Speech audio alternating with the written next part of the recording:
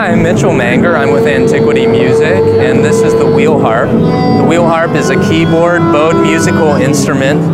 The original keyboard musical instrument that this stems from historically was invented by Leonardo da Vinci back in the 1500s, but he never actually built one of these. Hans Heider in 1575 built the first Geigenwerk, which is the first keyboard musical instrument ever constructed. And this is our modern take on a keyboard musical instrument that bows strings. We've got a lot of improvements though to show you. It takes up to 61 strings, so a 5-octave range. And what you can do with this is you can basically have any of these strings come up against this wheel and be bowed whenever the key is pressed down. And you can also adjust the key depth in order to get pitch changes, either a raise or a lowering. And there's a damper system as well. This basically gets bowed by the wheel.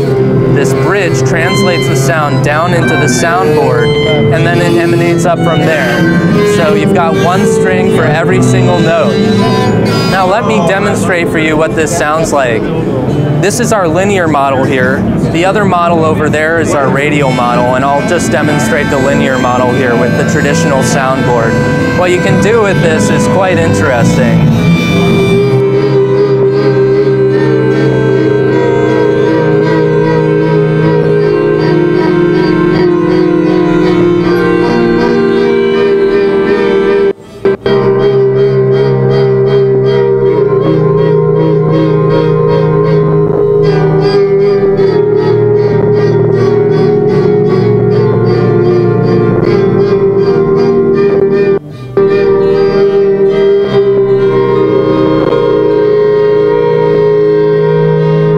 Get melodies all the way from up here down to lower, almost sub-bass harmonics that are really rich. Perfect for soundtrack composers, film composers, or just creative pop musicians. So this one basically has an oak body construction, and there's a French provincial leg styling and a kind of Victorian steampunk look that lends itself very well to the sound. And it's available in custom finishes starting at a $9,900 price range for our 3-octave model and going up to $11,900 for our 5-octave model. They're all custom built, handcrafted here in Los Angeles, California, USA. Thanks so much.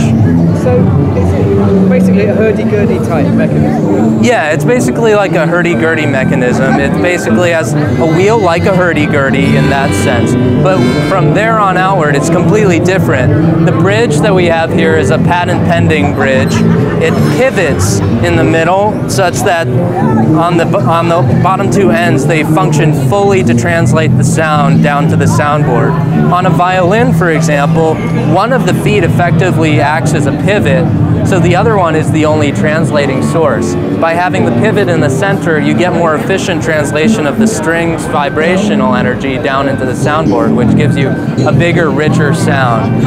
Also, we've got a very interesting action that comes with it, which allows you to adjust the strings individually on the fly, adjust their closeness to the bridge, which helps for maintaining even, accurate playing. And that's all controlled without any tools. You're able to do so with knurled thumb pegs on the bottom, right behind this key bed. So it's a very easily adjustable instrument without having external tools. There's also a damper pedal system. We don't have that currently activated on this model, but what you can do is each one of these little things, these blocks here, has a damper assigned to a few strings, and when you press the left pedal, it raises those up. The right pedal activates a motor with a variable speed, a continuous spectrum, such that you can just not operate on one speed, but kind of adjust from a very slow action to a richer one. And I'll demonstrate the kind of sound as we go from this is a very low speed up, and we're increasing the speed. It gets louder and richer in harmonics, and this is pretty much at full speed. So that's about what you can get with this, which is a nice variation, giving you kind of a piano to a forte range to work with. So that's basically how it works. This instrument is quite similar in many respects, but it has a radial keyboard. This allows for a more ergonomic style of playing, such that when you it kind of moves with your forearm span like that, which for some people might be a challenge, but for others I think it'll be a real nice opportunity to feel the instrument. You almost hug it, and that kind of works with the bowing ergonomics of it. The kind of matching of your bodily movement kind of matches the bowing feel of the instrument, which is kind of nice. Similarly, we have a damper system on this one. This uses this was our first model that ever implemented a damper system, so it's a little more rudimentary looking, but it's beautiful nonetheless. And this one is also different in that the cantilevered bridge is a little bit, I don't think this one has the cantilevered bridge, unlike our newer model. Also, on the newer model, the linear one here, which is our 4th prototype, we have individually adjustable string lengths. If you see those slotted little spots on this treble end board, what that allows you to do is adjust the harmonics of each string by changing the string length, which allows for a richer, warmer sound. So that's how it works. The wheel is a straight wood surface, and you rosin it. For example, if I had a rosin bar like that used to rosin a violin bow, you'll place it here up against this wheel, and that basically does the same thing as rosining a violin bow. That's how it kind of keeps the friction on these strings. And as you can see, there's the damper system here and the whole cable linkage system for all of the interfacing with the keyboard. So how long does it take to build one of these instruments? Well, honestly, it takes at least half a year. We're doing an estimated build time of about 8 to 10 months for the initial orders.